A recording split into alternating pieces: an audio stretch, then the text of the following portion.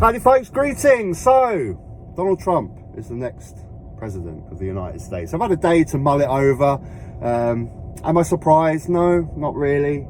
The begging question that I have this morning though is this the end of social democracy? Is this the beginning of the end for this way of governance that we've had for the last 50, 60 years? Are people starting to turn their backs on social democracy, on neoliberalism?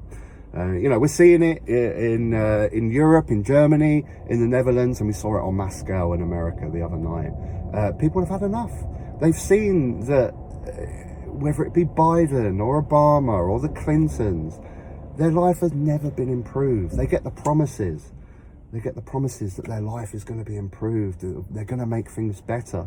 But they're constantly always plagued with the same problems in America. The gun violence in inner cities, the inner city poverty, the healthcare debt that people get themselves into, mass shooting, people scared to send their kids to school. All these problems that plague America, and all these politicians that come out, your Clintons, your Obamas, your Bidens, say we're going to make things better, we're going to improve it. Nothing ever changes. Is Trump the answer? Probably not. I think Trump will probably make things worse for the average folk in America, for the poor people in America. He'll probably help out the likes of Elon Musk and Vladimir Putin.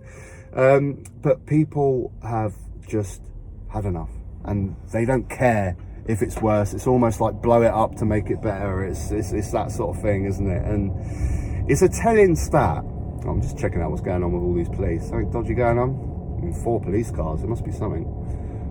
Anyway, it's a telling statistic where over 50% of the female population turn their back on being able to elect the first female president in America. Surely that must be a massive thing for women in America to be able to do, to have the first female president. But it means this much to them, to vote against that, to vote for Donald Trump at the expense of electing the first female president. They obviously feel that they've had enough of politics as it is in America, the same old things. And I think we really have to be careful in this country. It's kind of like we're bucking the curve in this country by electing a very social democratic Labour Party at the moment. We're sort of bucking the trend. But I think we need to be very, very careful in this country. I think, first of all, we have to heal this political divide within the working class. This is what's plaguing this country. We're fighting against each other. We're fighting against each other in comment sections on social media. We're constantly arguing with each other. If you're right wing, you're a fascist, you're a Nazi. If you're left wing, you're a communist, lefty woke scum. What are we doing, guys? Honestly, what are we doing? We're not improving our lives, are we? By voting in these elites, by voting in yet more neoliberalism. We need to come together. We need to try our best to try and heal this divide that we have between the working class, because it's going to cause problems. It's going to cause problems. And, I think it's quite safe to say that Trump in America is Farage in this country. And this is what we've got to look forward to. I think the biggest problem with Farage, I always say there's legitimate conversations to be had about immigration. I think people across the country, in different parts of the country, should be heard and should be listened to. And it's a legitimate conversation to be had. But the economic policy from Reform Party is what scares me the most.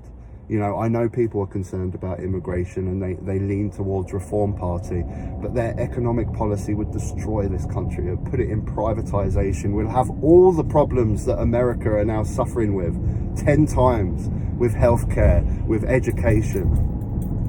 Another thing that I've often said is there's no party in this country that is socially conservative but economically left-wing, that serves the purpose, serves the people of this country. Let me get around this bin man.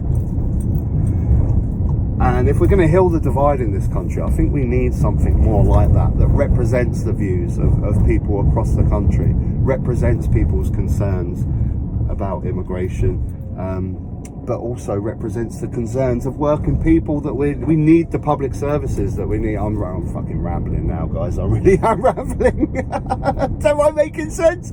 Sometimes I go off and I don't even think I'm making sense. I think I'm making sense. But anyway, you can tell me that in the comment section. Give me your thoughts about Trump, guys. What do you think? If you like the video, click a like. If you haven't subscribed, subscribe up top. Till next time, take care. I mean, some roads in Brighton are just absolutely ridiculous. And would an ambulance fit down this road? Would a fire engine fit down this road? Well, you need to get a fire engine down. There's no way. No way.